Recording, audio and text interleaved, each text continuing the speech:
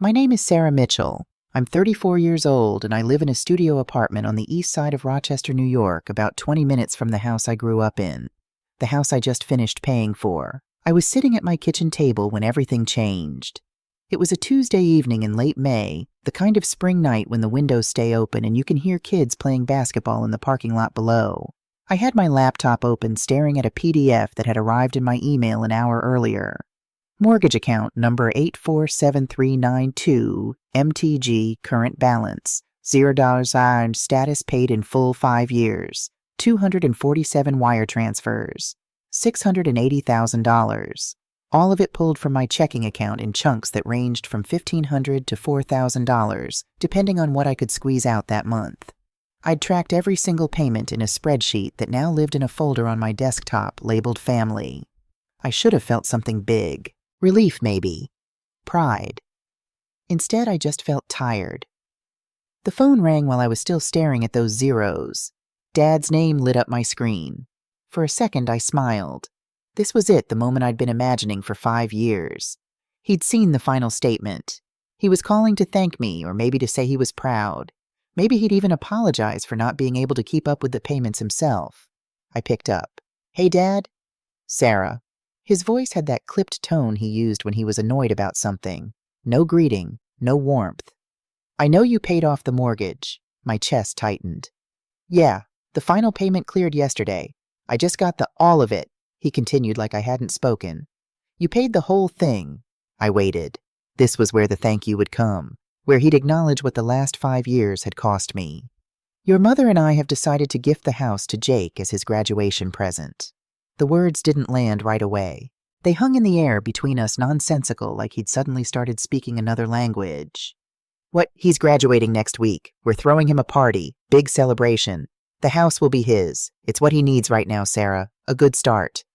My mouth had gone completely dry. "Dad, I paid off the mortgage. All of it.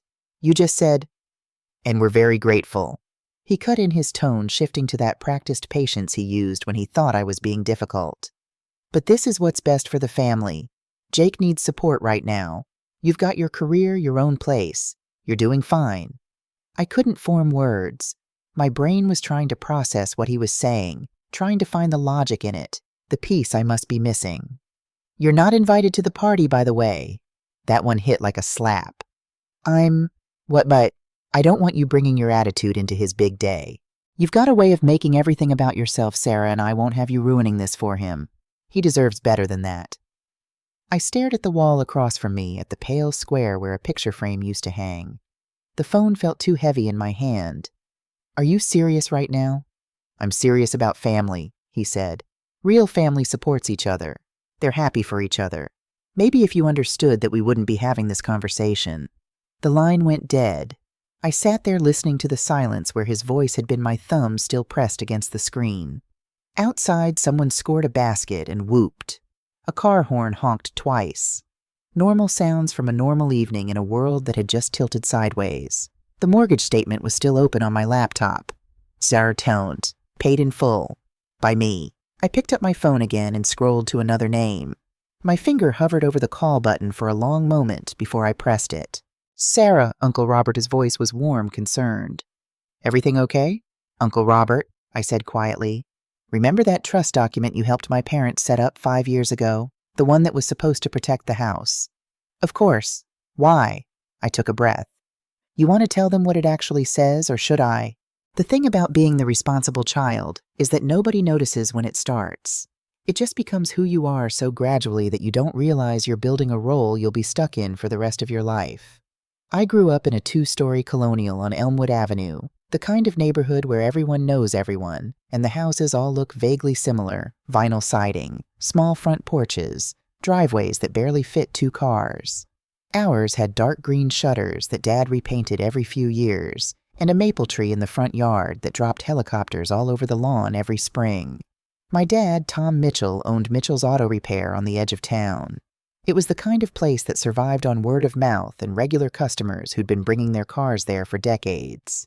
He was proud of it in that quiet working-class way, proud he'd built something proud he kept other families' cars running proud.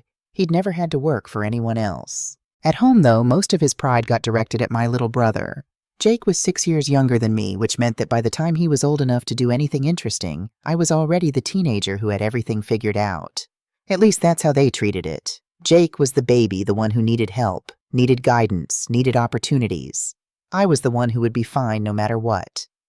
The pattern started small. When I wanted to go on the 8th grade trip to Washington, D.C., Mom sat me down at the kitchen table and explained that money was tight this year. Could I understand? Could I help out by not asking for things we couldn't afford? I understood. I was 12 years old, and I understood that being a good daughter meant not being a burden. 3 months later, Jake got signed up for travel soccer. Expensive cleats tournament fees, weekend trips to Buffalo and Syracuse. When I asked about it, Dad said Jake had real potential, and they didn't want to waste it. In high school, I worked as a cashier at Wegmans and babysat on weekends. I saved up for a used laptop for college applications while Jake got the new Xbox he wanted for his birthday.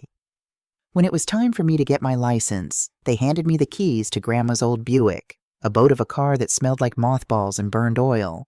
A year later, they co-signed a loan for Jake to get a used Honda Civic. "You're so independent," Mom would say like it was a compliment. "You always figure things out." What she meant was, you don't need us. By the time I graduated high school, I'd already learned to stop asking. I got into SUNY Geneseo on partial scholarship, took out loans for the rest, and worked through college at a coffee shop near campus. Jake went to RIT 4 years later, and somehow my parents managed to cover his full tuition. When I asked Mom about it once, she got defensive. "We're in a better place now financially," she said. "Would you rather we not help him just because we couldn't help you as much?" The guilt was instant. Of course not. Of course I wanted them to help Jake. I wasn't that petty.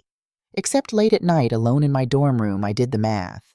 I calculated exactly how much I was paying in student loans every month, and imagined what my life would look like without that weight.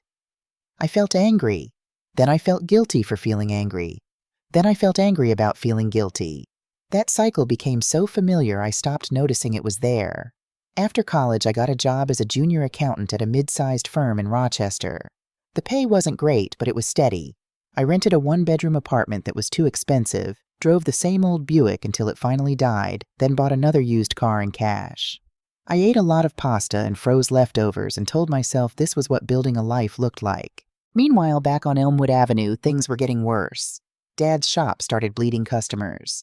First, slowly, people postponing oil changes, skipping routine maintenance. Then faster. A bad winter meant more people were hitting potholes and needed suspension work, but they were also broke from heating bills and Christmas, so they drove on bad struts and grinding brakes and told themselves they'd deal with it later. Then one of Dad's main pieces of equipment broke down some kind of diagnostic computer that cost $15,000 to replace. He had to finance it. The payments ate into his already thin margins. By winter of 2019, I started noticing changes when I visited.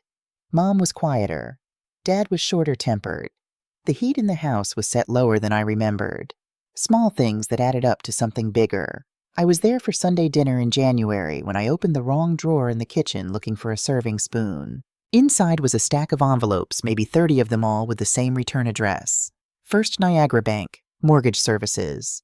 They were unopened, rubber-banded together, shoved in the back of the drawer like something shameful. I pulled one out. The red text screamed up at me. "Final notice before foreclosure proceedings." My hands started shaking. I found another one dated a month earlier, payment 90 days past due, and another, "You have 30 days to cure default or face foreclosure." "Sarah," Mom's voice came from the doorway. "What are you doing?" I turned around, holding the envelopes. She went pale. "Mom, what is this? We're handling it.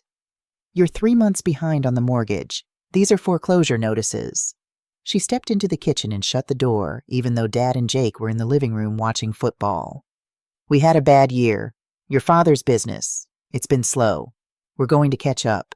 We just need a little time. How much do you owe, Sarah? We're not going to burden you with..." "How much?" She looked at the floor. $18,000, right now. But we'll get it. We just need..." "Mom, they're going to take the house." "No!" She grabbed my wrist, suddenly fierce. "No, they're not. We're figuring it out. Your father's got some big jobs coming up. We'll be fine. We just need to get through this rough patch." I looked at her, really looked at her. My mother had been a nurse before she retired early due to back problems.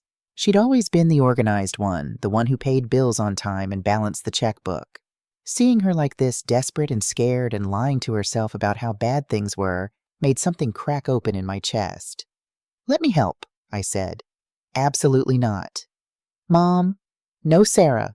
You've worked so hard to build your own life. We're not going to drag you into this." But I was already doing the math in my head. $18,000 to get current. Then the regular payments, probably $3,000 a month based on what houses in that neighborhood cost. I made decent money now. Not great, but decent. I could do this. I could save them. That night I went back to my apartment and opened my laptop. I looked at my budget, my savings, my salary. I calculated exactly how much I could give up and what it would cost me. It would cost everything. Every raise I got would go to their mortgage instead of my own savings. Every bonus would disappear into their house instead of padding my emergency fund. I'd be 34 before it was paid off, maybe older. Years of my life poured into a house I didn't even live in. I set up the first transfer the next morning. I told myself it was temporary, just until Dad's business picked back up, just until they got back on their feet. I told myself they'd pay me back eventually, or at least acknowledge what I was doing. I told myself a lot of things that turned out to be lies. The payments went out like clockwork after that. $1,500 here, $2,000 there, whatever I could squeeze out after rent and minimum expenses.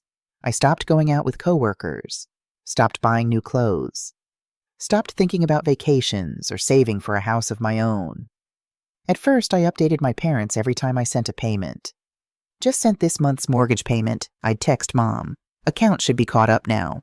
She'd respond with a heart emoji or a simple "thank you, honey." Dad never acknowledged it directly. The first few times I saw him after I started sending money, I waited for him to bring it up. He never did. Eventually, I realized he wasn't going to. In his mind, the house was surviving because of his grit, his determination to keep the shop running. The fact that money was appearing in his mortgage account every month was just something that was happening, not something someone was doing. By the end of that first year, I'd sent nearly $30,000. The mortgage was current again. The foreclosure notices stopped, and nobody said a word about it. Well, almost nobody. My Uncle Robert, my mom's older brother, was the one who pulled me aside at Christmas that year. Robert was a real estate attorney, the successful one in my mom's family, the one who'd moved to a bigger house in Brighton and drove a BMW.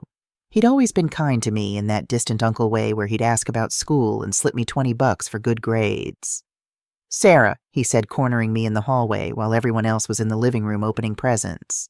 "Your mother told me what you're doing." I froze. "I'm just helping out. They had a rough year." "You're paying their mortgage." "Temporarily." He gave me a long look. "How much have you sent so far?" I didn't want to say it out loud.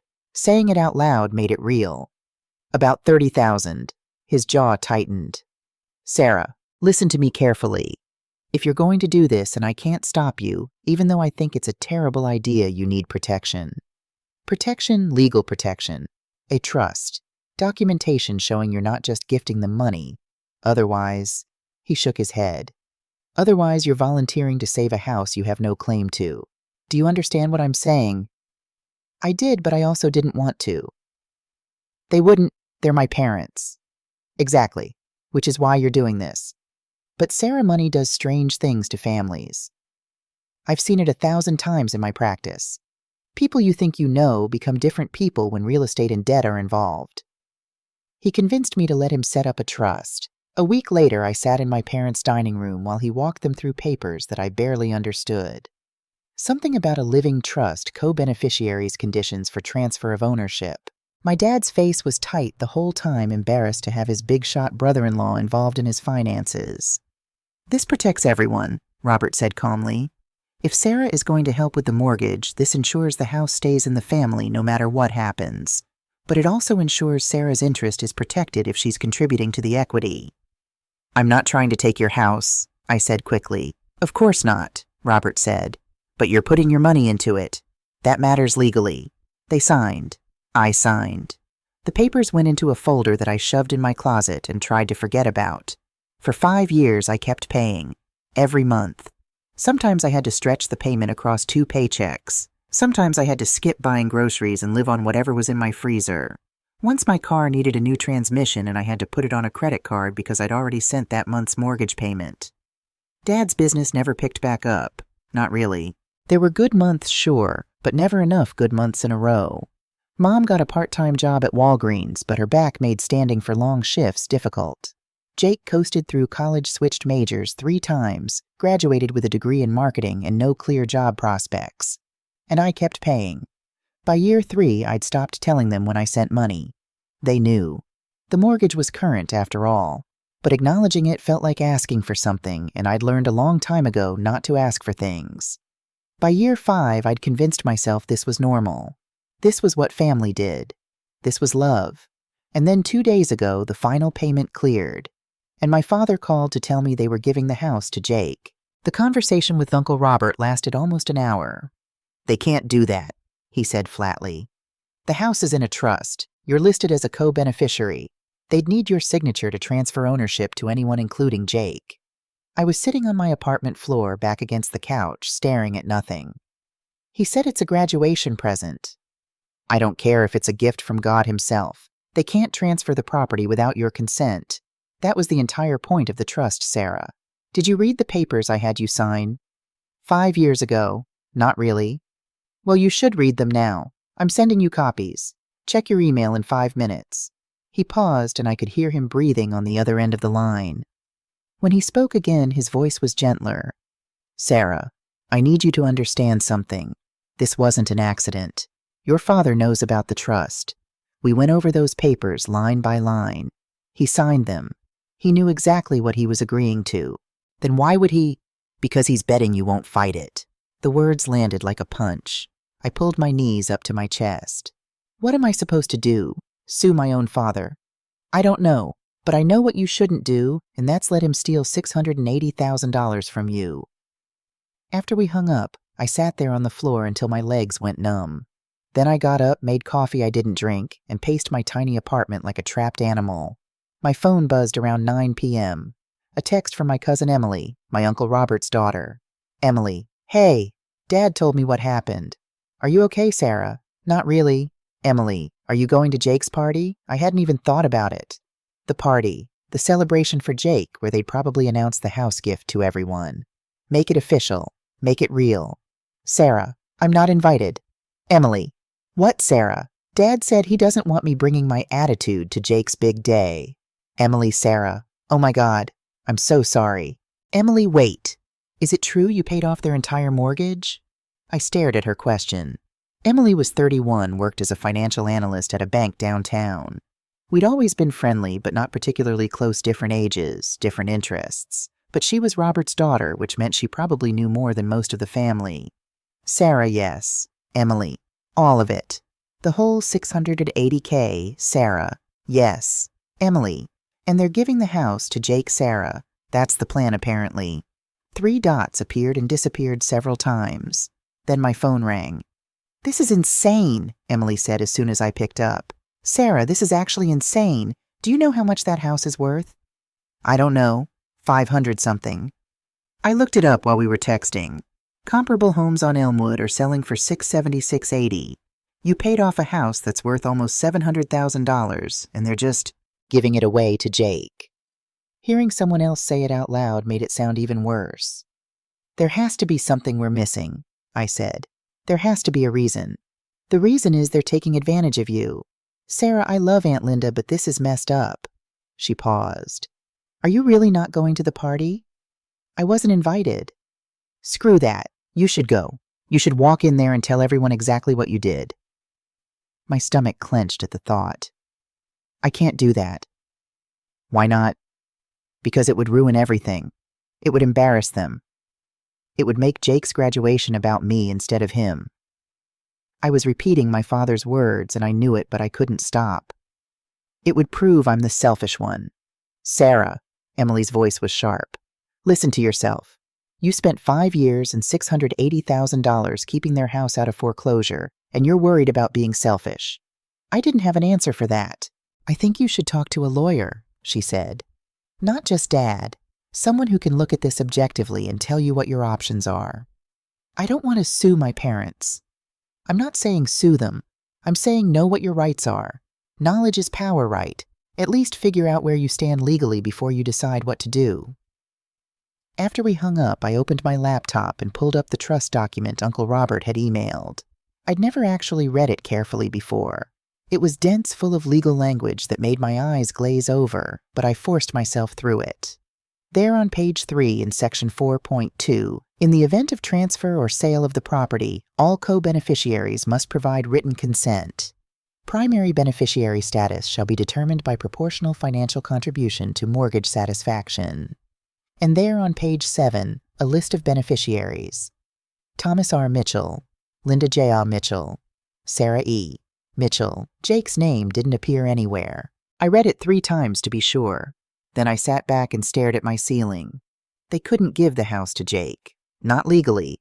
Not without my signature, which meant my father knew that. He'd known it when he called me. He'd known it when he told me I wasn't invited to the party. He was banking on me being too nice, too conditioned, too desperate for their approval to ever fight back.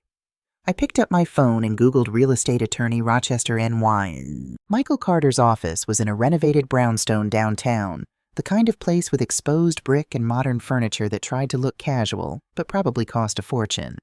I'd booked a consultation for Thursday morning, taking a half day off work and telling my boss I had a dental appointment. Michael was maybe 45, black with close-cropped hair, and the kind of suit that meant he didn't work cheap. He shook my hand, offered me coffee, and gestured to a chair across from his desk. "So," he said, settling into his own chair, "tell me what's going on." I'd practiced this on the drive over, tried to figure out how to explain it without sounding pathetic. But sitting there in his office, I just gave up and told him everything. The foreclosure notices, the 5 years of payments, the phone call, the party I wasn't invited to. He listened without interrupting, occasionally jotting notes on a legal pad. When I finished, he sat back and tapped his pen against the desk. "Do you have documentation of the payments you made? All of them. Bank statements, wire transfer receipts, everything. And you brought the trust document." I pulled the folder from my bag and slid it across the desk. He spent several minutes reading through it, flipping pages, going back to reread certain sections. Finally, he looked up. "Ms. Mitchell, I'm going to be very direct with you. You have an extremely strong case here. Your name is on this trust as a co-beneficiary, and given the financial contribution you've outlined, you're almost certainly the primary beneficiary under the terms of the agreement." What does that mean? It means the house can't be transferred without your explicit written consent. Not to your brother, not to anyone. If your parents try to do it anyway, you can block the transfer and potentially force a sale or buyout. My throat felt tight. I don't want to force anything, I just want them to be fair. I understand, but Ms. Mitchell, Sarah, you need to understand that you're not asking for special treatment here. You paid off a $680,000 mortgage. That's not a gift, that's an investment. You have equity in that property whether your father wants to acknowledge it or not. What would you recommend I do? He leaned forward. First, I'd recommend you attend this party. I blinked. What yen? You said it's this Saturday. I think you should go. Not to cause a scene, but to observe. See what your father actually tells people about the house. Document what's said. If he's planning to transfer the property to your brother, he'll likely mention it publicly at this party. He told me not to come. With respect, it's not his house to control guest lists anymore. Not entirely. He tapped the trust document. You're a co-beneficiary. You have as much right to be there as anyone. And then what? Then you decide how you want to proceed. You can negotiate a settlement with your family privately. You can file an injunction to prevent transfer. Or you can walk away and let them have it if that's what you choose. But I think you should make that choice from a position of knowledge and power, not from a position of guilt and conditioning. I left his office with a retainer agreement I hadn't signed yet and a head full of thoughts I didn't know what to do with. That night I met Emily at a wine bar near her apartment. She was already there when I arrived, a glass of rosé in front of her and another waiting for me. "So," she said as soon as I sat down, "what did the lawyer say?" I filled her in on the meeting with Michael Carter. She listened, her expression shifting from interested to angry to something that looked almost like admiration. "You're going to do it right, block the transfer." "I don't know." "Sarah." "I don't know, okay? This is my family. If I do this, if I fight them on it, I don't know if we come back from that." Emily took a long sip of her wine. "Can I tell you something? Sure. My dad, your Uncle Robert, he's been stressed about this situation for 5 years. He told me about it after you guys set up the trust. He said he tried to convince you not to pay the mortgage, but you were determined to help. He did try. I didn't listen. He also said he set up that trust specifically because he was worried your parents would take advantage of you. He didn't want to believe his own sister would do that, but he'd been an attorney long enough to know better. She met my eyes. Sarah, he saw this coming. He protected you 5 years ago because he knew you wouldn't protect yourself. My eyes stung. I looked down at my wine glass. I'm scared, I admitted. I'm scared that if I fight this, I'll lose them. My whole family. I'll be the villain. Or, Emily said gently, you'll finally stop being the doormat. And maybe that's what they need. Maybe that's the only way this dynamic ever changes. Saturday morning, I stood in front of my closet for 20 minutes trying to decide what to wear to a party I wasn't invited to. Eventually, I settled on jeans and a nice blouse, casual enough not to look like I was making a statement, nice enough to not look like I'd given up. I put the trust document in my purse, just in case. The drive to Elmwood Avenue felt surreal. I'd made this drive hundreds of times for holidays, for Sunday dinners, for quick stops when Mom needed something from the store. But I'd never made it feeling like I was walking into enemy territory. Cars lined both sides of the street when I arrived. The house looked the same as always, green shutters, maple tree, slightly shabby siding that Dad kept meaning to replace. But there was a banner stretched across the porch. Congratulations. Jake, class of 2024. I sat in my car for a full minute, hands on the steering wheel, trying to decide if I had the courage to actually go inside. My phone buzzed. A text from Emily. You've got this. I'm here if you need me. I took a breath, got out of the car, walked up the driveway. The front door was propped open. I could hear voices inside, laughter, the clatter of plates and glasses. I stepped through the doorway into the house I'd saved. Nobody noticed me at first. The living room was packed with relatives and neighbors, people holding paper plates loaded with food from the buffet set up in the dining room. Kids were running around. Someone had put music on. It looked like every family party we'd ever had.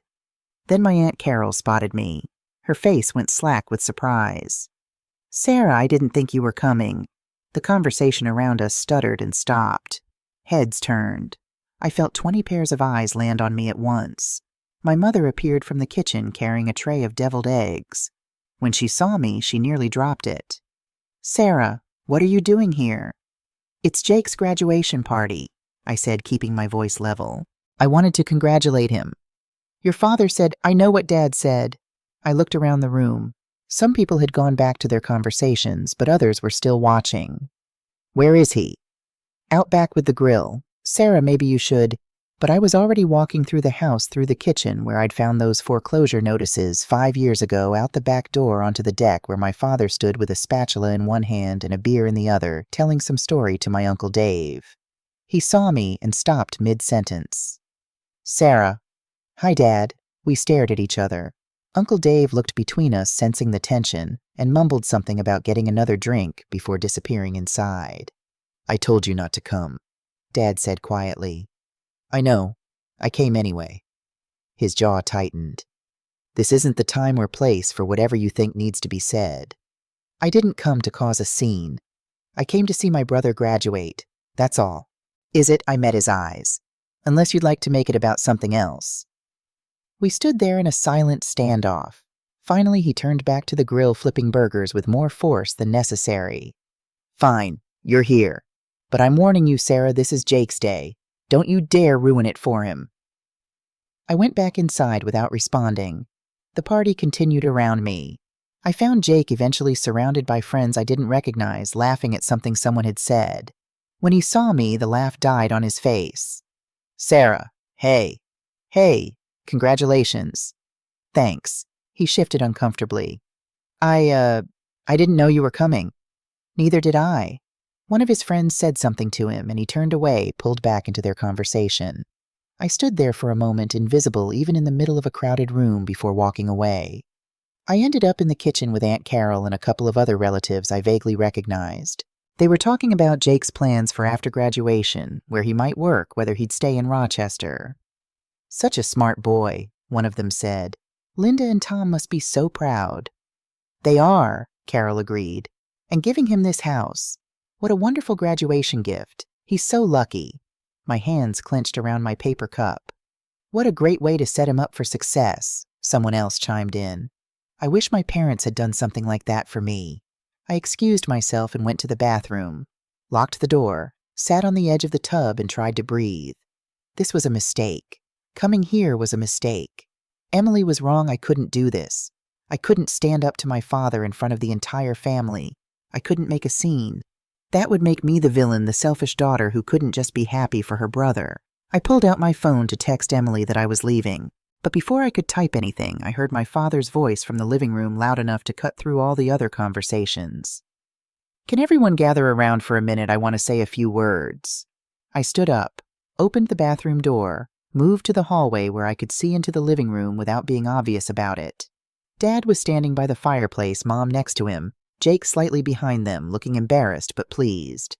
The crowd had formed a semicircle around them. First of all, Dad said, "Thank you all for coming to celebrate Jake. We're so proud of him. 4 years at RIT, graduating with honors in marketing. Not bad for the youngest Mitchell." Laughter. Applause. "When I think about everything we've been through as a family these past few years," he continued, "the struggles, the hard times, it makes this moment even sweeter. I won't lie to you folks. There were times when I didn't know if we'd make it. The shop was struggling. Money was tight. There were months when I wasn't sure we could keep this house." He paused for effect. My fingernails dug into my palms. But we persevered. We tightened our belts. We worked harder. We believed that if we just kept fighting, things would work out. And they did. This house, the house Linda and I bought 30 years ago, the house where we raised our kids, it's still ours, still in the family. I felt something cold settle in my chest. And that's why Linda and I have decided that the best way to honor Jake's accomplishment, the best way to set him up for success, is to give him this house as his graduation present. The room erupted in applause and surprised exclamations. People turned to Jake, congratulating him, patting him on the back. He was grinning now, soaking it in. "It's what family does," Dad said over the noise. "We support each other. We lift each other up.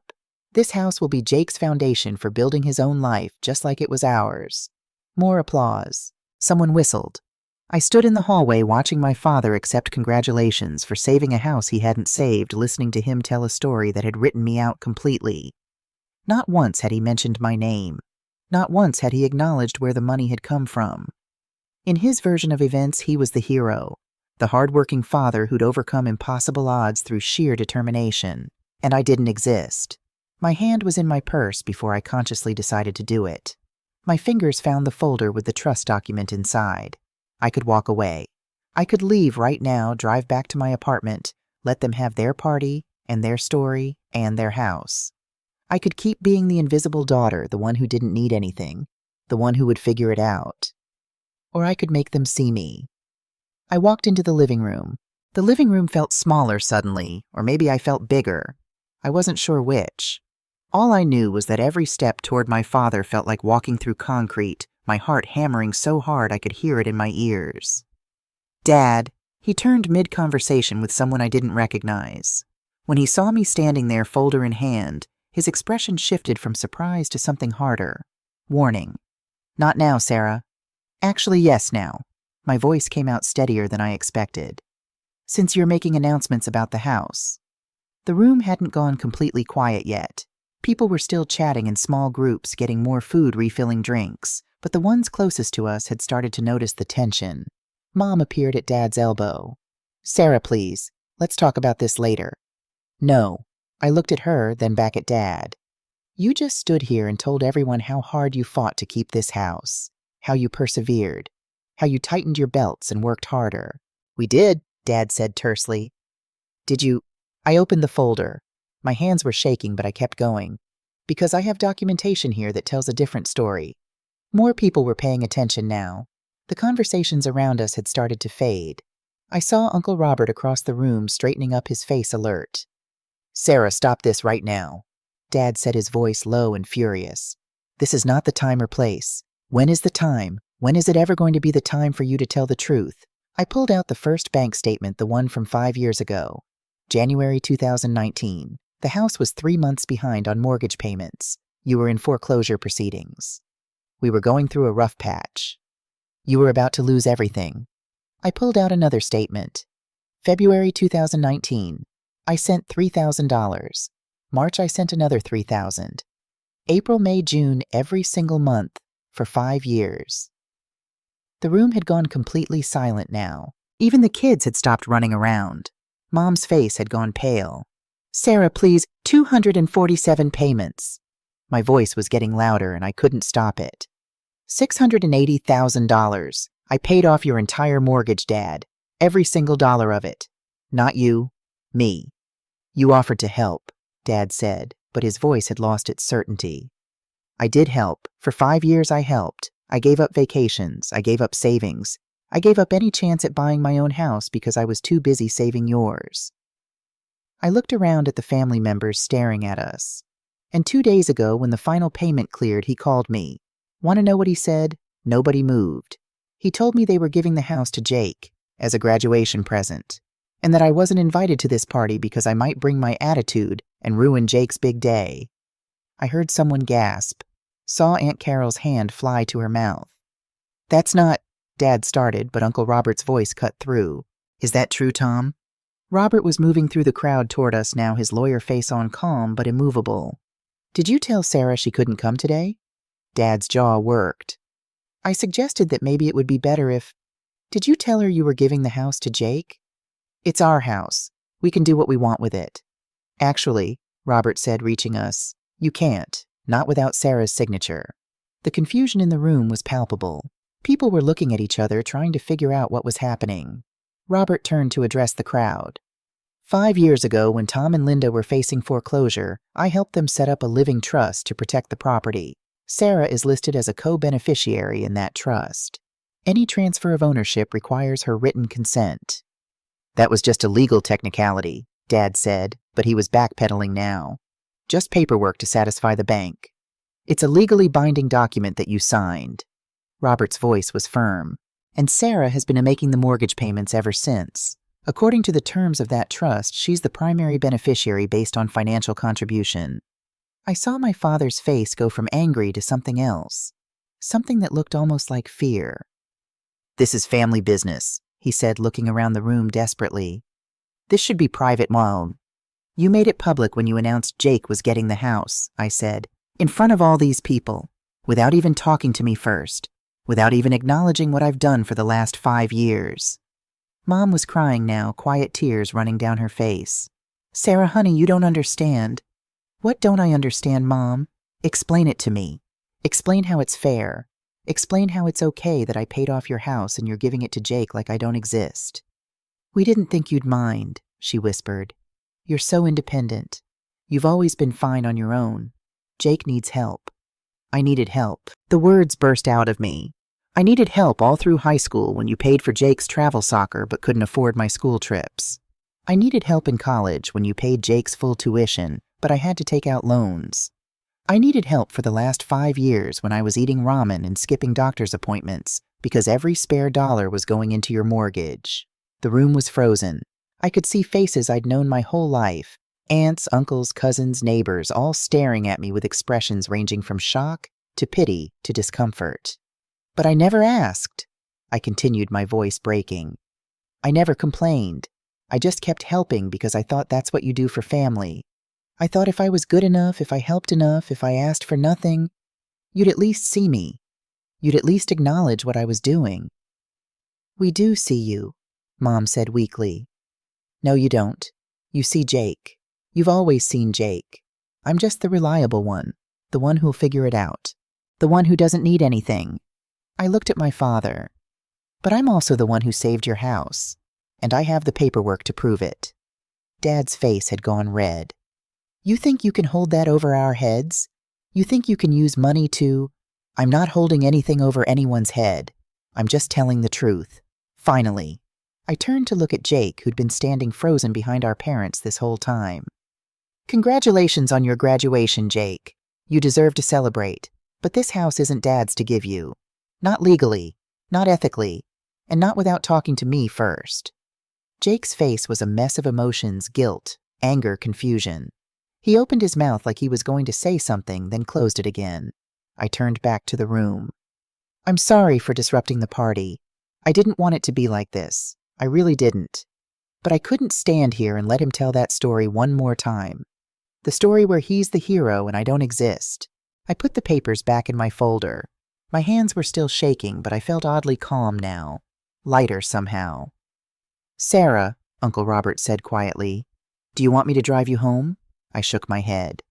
I'm fine. I can drive. I started toward the front door. The crowd parted to let me through. Nobody tried to stop me. Nobody said a word. Except right as I reached the doorway, I heard Jake's voice. Wait, I turned. He was pushing through the crowd away from our parents. Sarah, wait. I need to... He stopped a few feet from me, his voice dropping low so only I could hear. Can we talk outside? I looked at him, really looked at him. My little brother, 6 years younger, the one who'd always gotten everything without asking. His eyes were red-rimmed and he looked genuinely shaken. Okay, I said quietly. We walked out to the front porch together. The door closed behind us, muffling the stunned silence in the house. I could feel people watching through the windows, but I didn't care anymore. Jake shoved his hands in his pockets. I didn't know. Didn't know what? How much you'd paid. Dad said you were helping with the mortgage, but he made it sound like, I don't know, like it was part of the payments or something. Not all of it. He looked at me. $680,000? Yes. Jesus, Sarah. He ran a hand through his hair. I knew you were helping, but when did you know? He hesitated. About 2 years ago. Dad told me. He said when I graduated they might be able to help me buy a place or something, that the house was almost paid off thanks to you helping out. But he made it sound like it was a team effort, like everyone was contributing. And you believed that. I wanted to believe it. His voice got smaller. It felt good. Thinking I was going to get this huge help from my parents. Thinking they'd set me up like that. I didn't want to look too closely at where the money was actually coming from. I felt something twist in my chest. Anger and sadness mixed together until I couldn't tell which was which. 2 years, I said. You knew for 2 years and you never said anything to me. Dad told me not to. He said it would be awkward, that you'd offered to help and we should just be grateful and not make a big deal about it. Jake looked at his feet. I'm sorry, Sarah. I should have questioned it. I should have talked to you. I wanted it. The house. The help. I wanted it so bad that I didn't let myself think about what it was costing you. The front door opened. Uncle Robert stepped out, closing it quietly behind him. Sarah, if you want to leave now would be a good time. Your father's about to come out here, and this is going to get uglier before it gets better. I'm not running, I said. I'm not suggesting you run. I'm suggesting you make a tactical retreat so we can regroup and figure out next steps.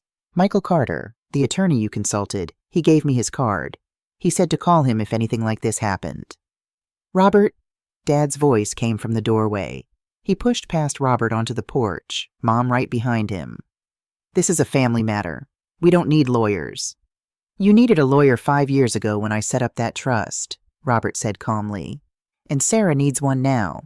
You've made this adversarial, Tom, not her. She's the one who came in here making accusations. I made statements of fact, I cut in. Backed up by documentation. If they sounded like accusations, maybe that's because you know you did something wrong. Dad's face was dangerously red now. I will not be spoken to this way in my own house. It's not your house, Robert said sharply. Not solely. That's the point, Tom. The moment Sarah started making those payments, the moment you signed that trust agreement, you gave up sole ownership. And you knew that. I made it very clear 5 years ago.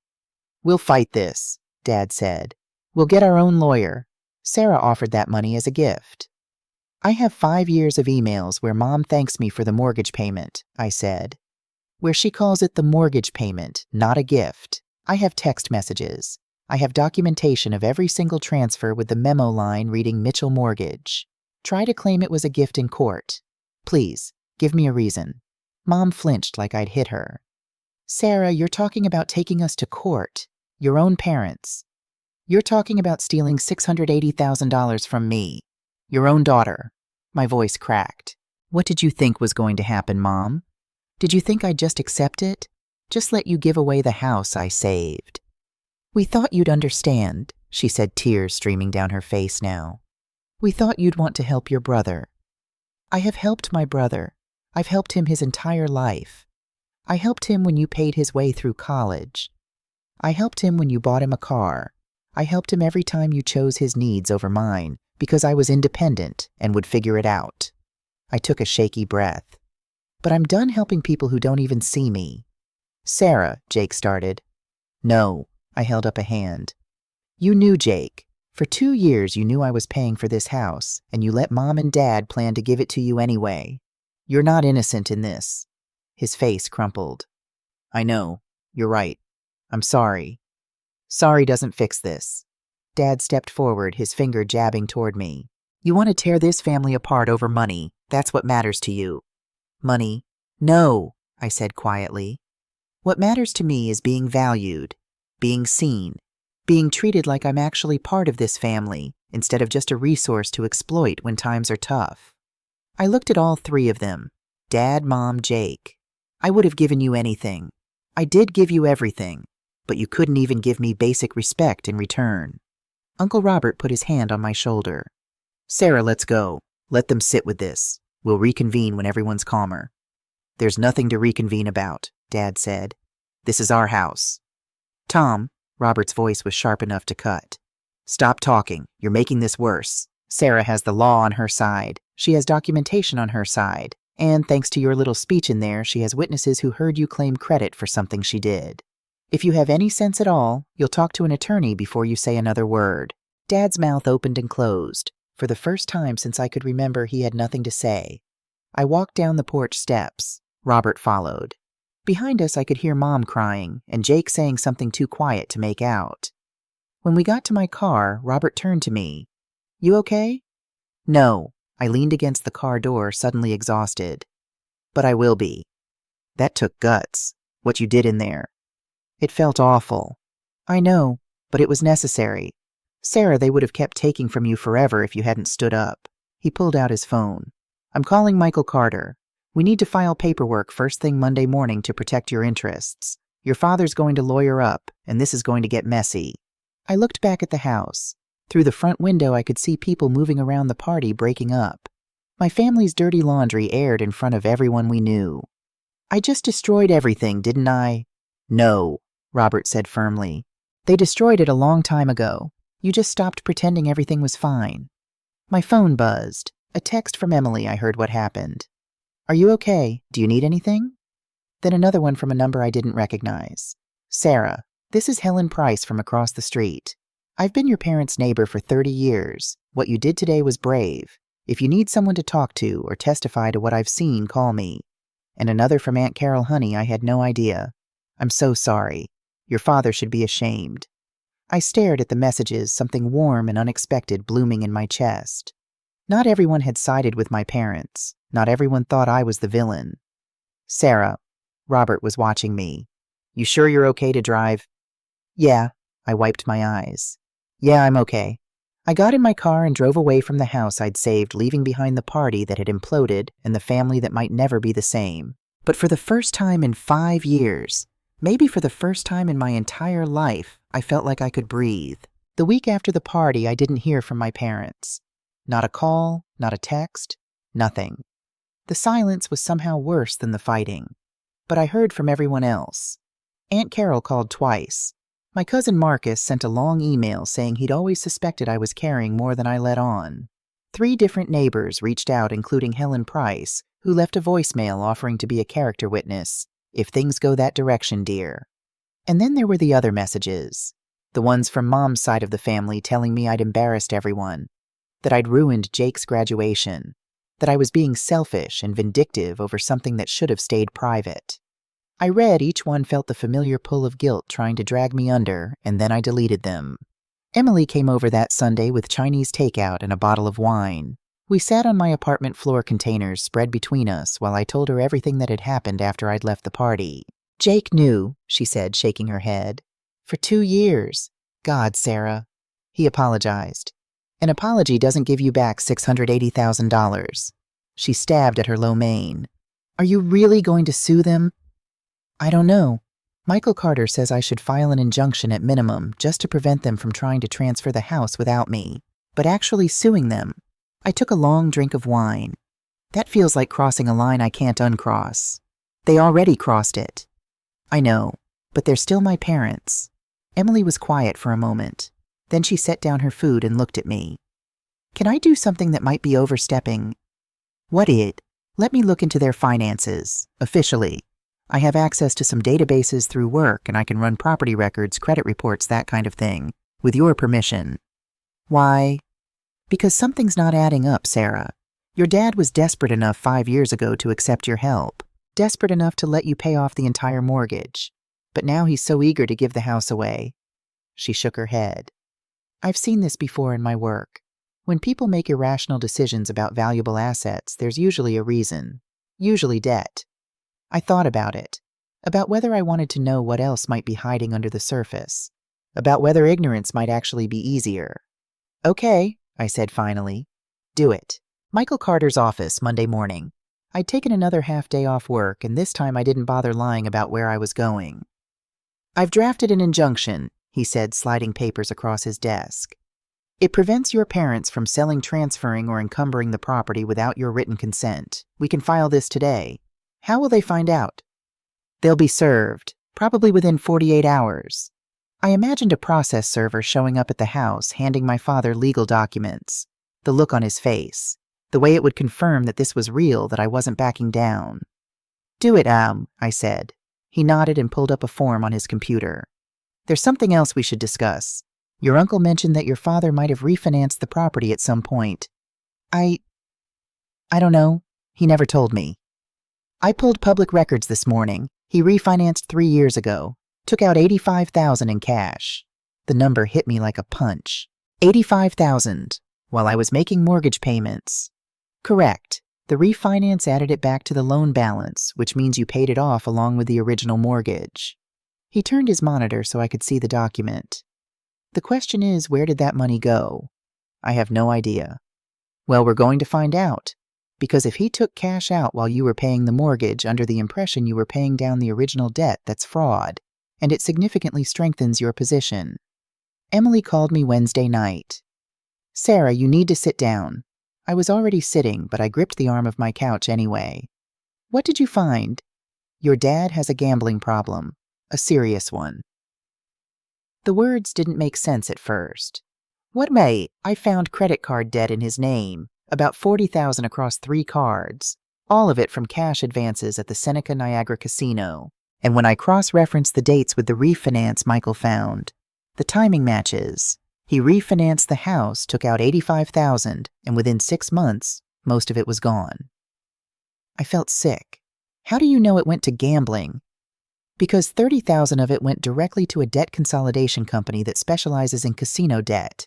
I called them, pretended to be following up on an account. They confirmed Tom Mitchell was a client. She paused. Sarah, there's more.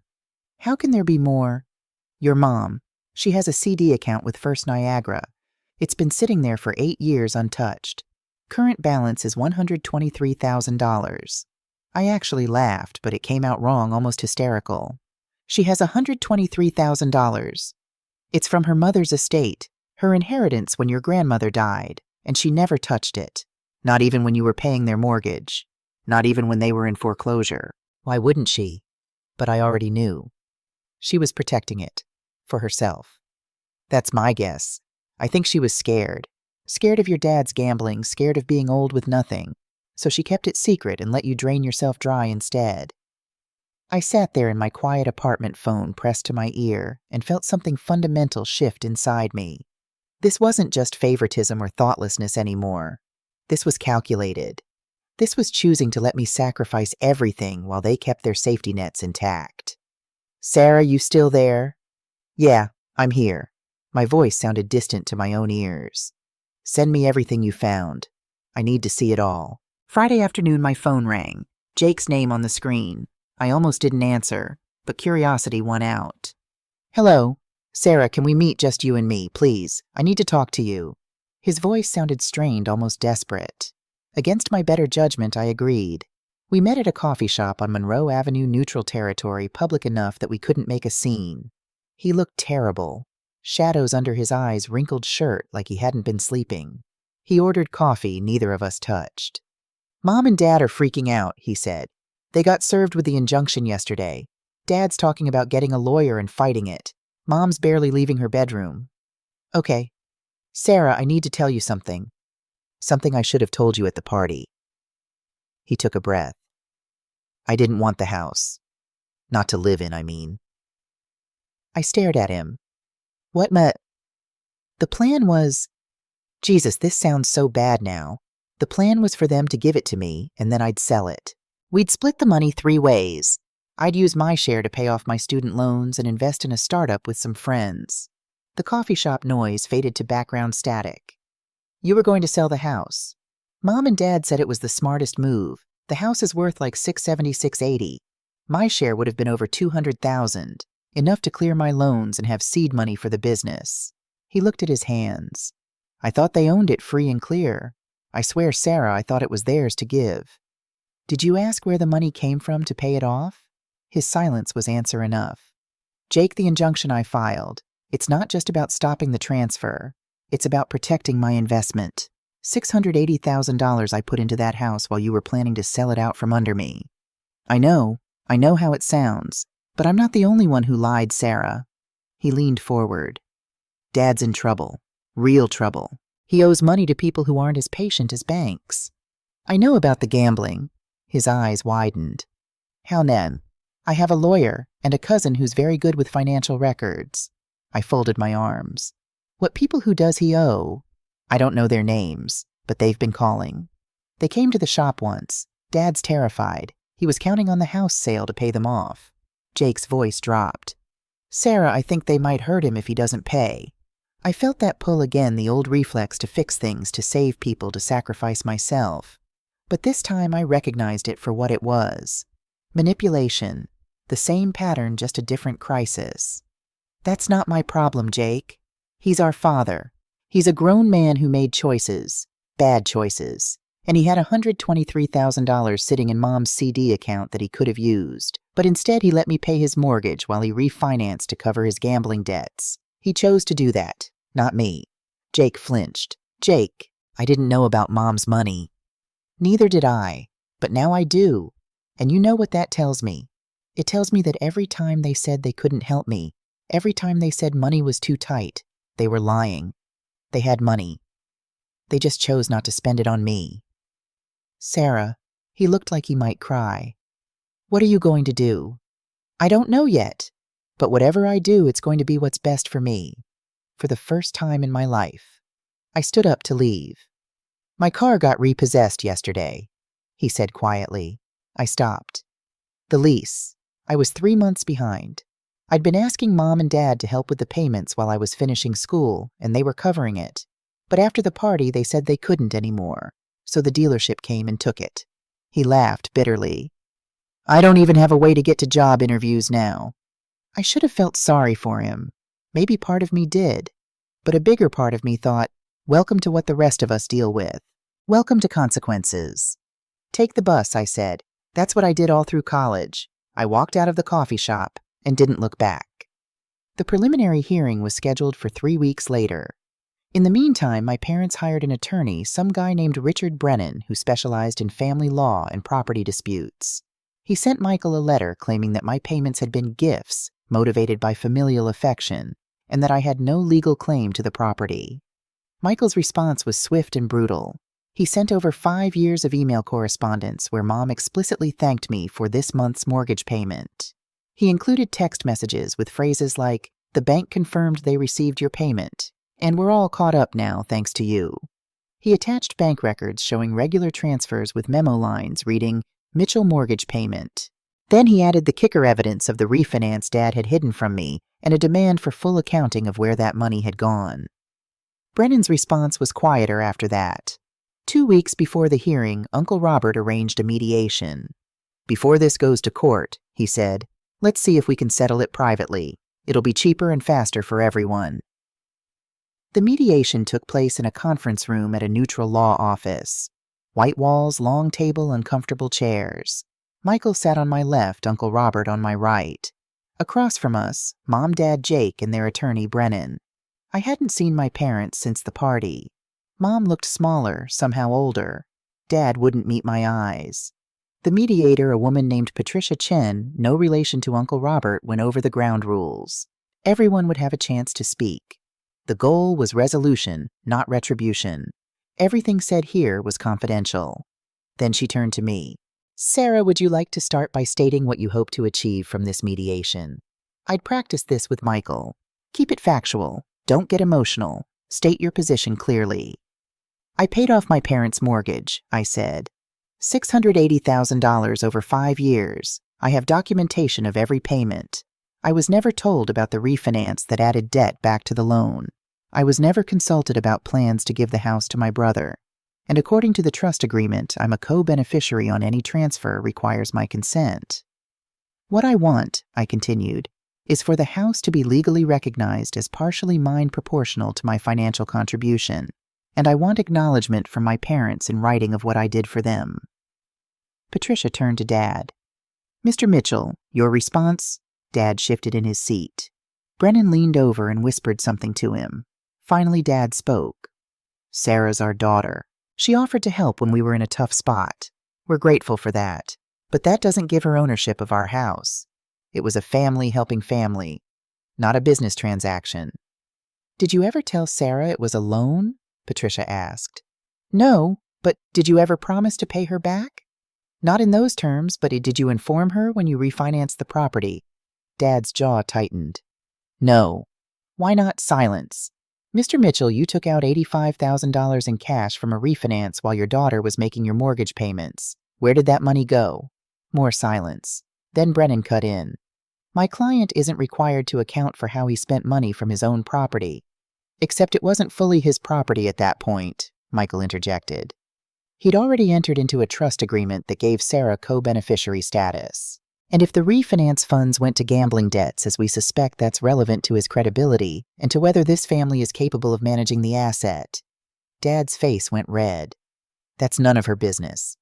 You made it my business when you took my money. The words burst out before I could stop them. You made it my business when you let me pay your bills while you gambled away tens of thousands of dollars. You made it my business when you planned to give away the house I saved. Sarah, Patricia said gently, I understand you're upset. Upset. I laughed and it came out bitter. I'm not upset. I'm done. I'm done pretending this is about family love or helping each other. This is about them using me. For years. For my whole life. I turned to my mother, who'd been silent this whole time. You had $123,000 in a CD account. The whole time I was making payments, you had that money sitting there. You could have saved your own house, but you let me do it instead. Mom's face crumpled. Sarah, I was scared. I was scared too. Do you think I wasn't scared? I was 29 years old, barely making ends meet, and I gave up everything for you. But you couldn't even touch your inheritance to help. You'd rather let me destroy my financial future than risk your own security. I'm sorry, she whispered. Sorry doesn't fix this, Mom. Patricia gave us a moment. Then she spoke again. It seems like there's a lot of hurt here, a lot of history. But right now we need to focus on the property itself. Sarah has a legitimate legal claim. The trust agreement supports her position. The documentation is clear. So the question is, how do we resolve this? Sarah gets the house, Uncle Robert said firmly. Full ownership. Tom and Linda move out. That's the fair solution. That's our home, Dad exploded. Where are we supposed to go? You should have thought of that before you planned to give it away, Robert shot back. What about Jake? Mom asked. We promised him. Jake doesn't have a dog in this fight, Michael said. He's not on the trust. He didn't make payments. He has no legal claim whatsoever. Jake, who'd been sitting silently, finally spoke. I don't want to be part of this. I want to say I'm sorry, Sarah. For all of it. I knew it was wrong and I went along with it anyway. I don't deserve anything from that house. It was the most honest thing I'd heard him say. Patricia pulled out a legal pad. Let me propose something. Sarah, what if you were granted primary ownership of the property with your parents retaining the right to live there for a specified period, say 2 years, while they make other arrangements? During that time, they'd pay you rent at a reduced rate. After 2 years, the house is yours to do with as you please." "No," I said. Michael put a hand on my arm, but I shook my head. "No, I'm not doing this anymore. I'm not being the one who compromises while everyone else gets what they want. They plan to give the house away. They were going to cut me out completely. They don't get to stay there now and pretend everything's fine." "Sarah, please," Mom said. "We don't have anywhere else to go. You have $123,000. That'll cover first month, last month, and security deposit on a lot of apartments." Dad stood up abruptly, his chair scraping against the floor. "I won't be thrown out of my own house by my own daughter. This is extortion." "Sit down, Tom," Robert said coldly. "Before you say something, your lawyer will have to work very hard to undo in court." Patricia stepped in. "Let's take a 15-minute break. Everyone get some air calmed down and we'll reconvene." In the hallway, Michael pulled me aside. "Sarah, you're doing great in there, but I need you to think strategically. If you push for them to move out immediately, we'll end up in court. It'll take months, it'll cost tens of thousands in legal fees, and it'll be ugly. It's already ugly. It can get uglier. Your father could drag this out. He could file countersuits. He could try to claim you have undue influence over your uncle. It would be messy and expensive and painful." He paused. "But if you're willing to let them stay for 6 months with clear terms in writing that the house transfers to you after that period, we could settle this today." I leaned against the wall, exhausted. "What would the terms be?" "They pay you rent market rate, not reduced. Call it $2,000 a month. That's $12,000 over 6 months. They agree to maintain the property, and at the end of 6 months, they move out voluntarily and transfer full ownership to you. If they violate any terms or refuse to leave, we can evict them immediately."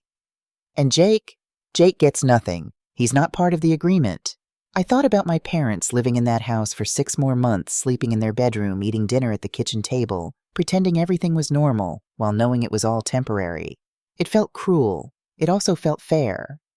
"Okay," I said. 6 months, market rate rent, then it's mine." We went back into the conference room. Michael laid out the terms. Brennan and my parents huddled together, whispering urgently. Finally, Dad spoke. "What if we can't find a place in 6 months?" "That's not Sarah's problem," Michael said flatly. "You have 6 months to sort out your living situation. That's more than generous given the circumstances." "And the rent," Mom started, "is non-negotiable. $2,000 a month, first payment due immediately." They signed the agreement an hour later. Patricia notarized it. I walked out of that conference room with a legal document that said in clear terms that the house would be mine in 6 months. Uncle Robert hugged me in the parking lot. "You did good, kid." "I feel like a monster." "You're not a monster. You're someone who finally stopped letting people take advantage of her kindness. There's a difference." The first rent payment arrived late. I had to send a formal reminder. The second month, Mom called crying, asking if I could reduce the amount. I said no. By month 3, they'd found an apartment in a complex on the west side. Small 2 bedrooms, nothing special. But they'd signed a lease starting in month 7, 1 month after their deadline. Jake moved in with 2 roommates in an apartment near downtown. He got a job at a marketing agency, entry-level, nothing glamorous. His Instagram, which used to be full of party photos and expensive dinners, went quiet. I didn't see them. Not once during those 6 months. We communicated through lawyers and the occasional cold email. Uncle Robert checked in weekly. Emily sent encouraging texts. And slowly, quietly, I started rebuilding my life. I got a promotion at work, one I'd been qualified for years ago, but had never pushed for because I was too busy managing my parents' crisis. The raise was substantial. I started therapy. Twice a week at first, then once a week. My therapist, Dr. Karen Summers, helped me understand the patterns I'd fallen into. The codependency, the people-pleasing, the way I'd learned to measure my worth by how much I could sacrifice. "You're allowed to want things," she told me in one session. "You're allowed to take up space. You're allowed to say no." I was learning. In month 5, I went to look at the house. I hadn't been inside since the party. My parents were at work, or at least they weren't there. I used my key, the one that still worked, because they hadn't dared change the locks again. The house looked tired. Dishes in the sink. Mail piled on the counter. A sense of people going through the motions, waiting for the inevitable. I walked through the rooms where I'd grown up. My old bedroom empty now except for a few boxes. Jake's room, which had become a catch-all for things they didn't know where else to put. The living room where Dad had given his speech about how hard he'd fought to save this place. It didn't feel like home anymore. Maybe it never really had been. In month 6, moving day arrived. I hired a company to be there, professional and efficient. Uncle Robert came with me for moral support. Emily took the day off work to help. My parents were already packing when we arrived. They looked older than they had 6 months ago. Worn down. Dad barely acknowledged me. Mom tried to make small talk, and I kept my responses brief but polite. Jake showed up around noon with a borrowed truck. He helped them load furniture, making multiple trips to their new apartment. When he passed me in the driveway, he stopped. "The house looks good on you," he said quietly. "I mean that. You deserve it." I didn't know what to say to that, so I just nodded. By evening, they were gone. The house was empty except for the things they'd left behind, furniture too big for their new place boxes of old decorations, the ghosts of 30 years.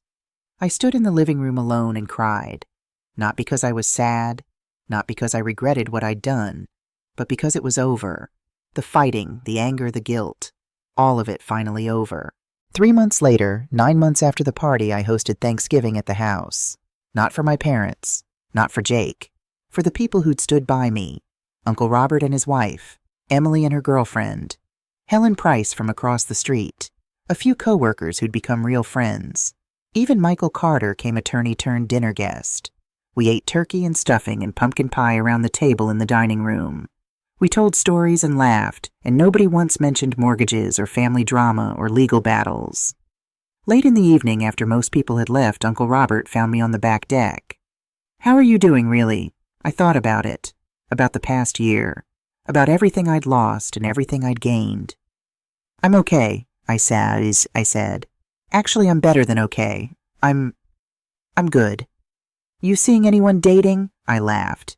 "One thing at a time, Uncle Robert." "Fair enough." He looked at the house, lit up from inside, warm and welcoming. "What are you going to do with it? Live here, rent it out?" "I don't know yet. For now, I'm just existing in it. Figuring out what it means to have something that's actually mine." "And your parents? You talk to them at all?" I shook my head. "Mom texts sometimes. Nothing important. Just testing the waters, I think. Dad hasn't reached out at all." "Do you think you'll forgive them eventually?" I was quiet for a long time. "I don't know. Maybe. But forgiveness doesn't mean going back to how things were.